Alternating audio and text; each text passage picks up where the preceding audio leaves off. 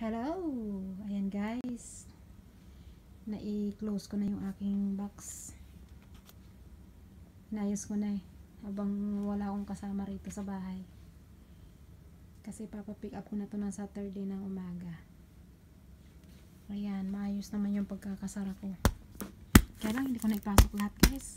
Punong-puno. At saka napakabigat. Ayan ang aking pa-cargo. Para sa Pinas.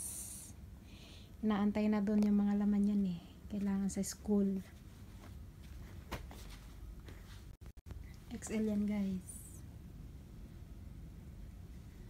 Saturday, Friday kasi bukas eh. Dapat bukas pa-pick up ko na yun. Kaso Friday bukas. So walang walang opisina. Walang work. Kaya Saturday na lang talaga. Yun guys. Thank you for watching.